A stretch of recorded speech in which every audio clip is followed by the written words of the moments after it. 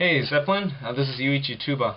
I just saw your video for the first time, and I think these things are very, very interesting in which you're touching up upon.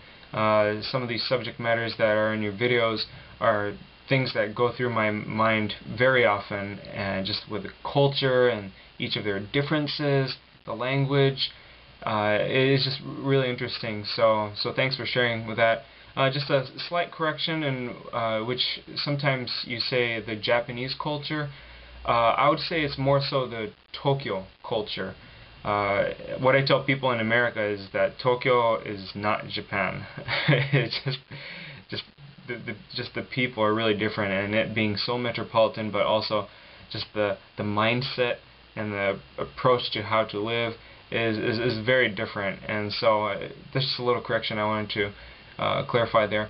Um, so yeah, sex in Japan, it's very, very strange, and I think it's somewhat dark too. It's a very odd thing, and just with the direction that it has gone in Japan as a whole, because Tokyo does influence the entire country.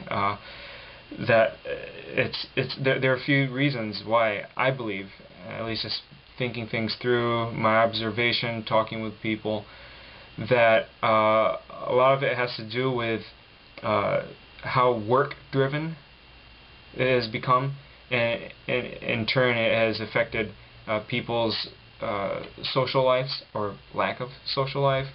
Also, just not only that, also with the family life too.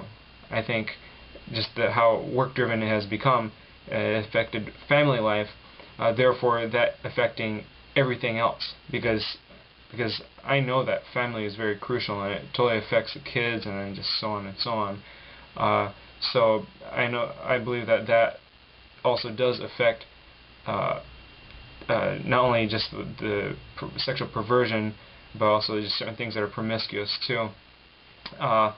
And just I think it all really possibly started from after the war, when Japan started focusing on just building their country back up, and they're like, oh, we got to get back up there, and their standards are really high, and there's no less than perfection. So they started working their country up, and just you see it. Japanese are really hard workers, and they progress things, and they took the car and the television, they just made it better, and just they work really hard, and which is amazing, and it's awesome.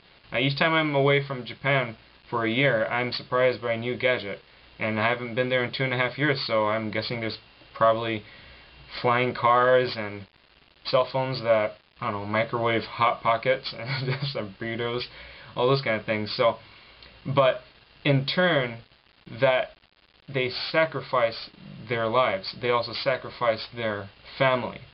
And like you probably know this too, the typical Tokyo family. The dad leaves home at 5 in the morning. The kid leaves at around 8:30 or 9, depending on how far he or she is, to go to school. The mom stays and watch Waratte Itomo and other boring noontime shows. And then after school, the kid has some afternoon school activities, sports or music. And then he has school after school, juku. And then comes back home at like 9 or 10 at night.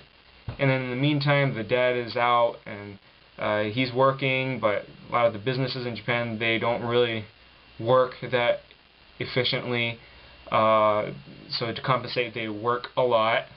And then after work, then they go out drinking, and the dad comes back home at midnight, and repeat it all over again. And that doesn't build a good family. That doesn't build a good relationship between the husband and wife. And that I know there are plenty of people there that don't know their father because of that. I mean, it's like that in every country, but Tokyo especially, and other big cities in Japan, most likely, it's like that, and it's really, really sad. And so if they don't know what love is, or what true connection with people is, they're going to seek it in other ways. And therefore, so kids seek out their certain ways, and end up doing that. Also, another thing is the extreme conservatism, I believe, that causes it. That you restrict people so much from talking about certain things and even doing certain things, so people end up just I don't know, just finding things out on their own, but then in a very unhealthy way, or they already have some weird fetish or perversion like that, and then they could get away with it because it's not allowed to be talked about. And so I think all those things in turn does that. Now, as far as the weird pedophilia that's going on, nothing's too certain for me there, but I have a hunch that what it is possibly is the loss of childhood in the individual. So because everything is all about work and work, work and study and work and work and study, that they didn't experience what it's like to be a kid. And whenever childhood is lost, or whenever any of that is not experienced, people always desire that. And at least that's what I believe is there's this unhealthy obsession with cuteness, or things that are kawaii all the time. And I just think there's something really wrong with that. Just the fact that you see more and more in some certain images, and even in some porn videotapes, the covers, you see like these women are trying to look young and kawaii. You see in the kogyaru, all the young girls that they're just wanting to be kawaii. Interesting questionnaire thing I did. I asked a bunch of girls, I don't know why I did this just randomly, I asked a bunch of girls in America and then in Japan whether they like to be thought of as beautiful or cute. Sure enough, in America, the American women, they want to be looked at by other men as beautiful. Most Japanese women have said that they like to be seen as cute. So I was like, okay, that's just interesting observation. I have met a couple of Japanese women that would like to be seen as beautiful.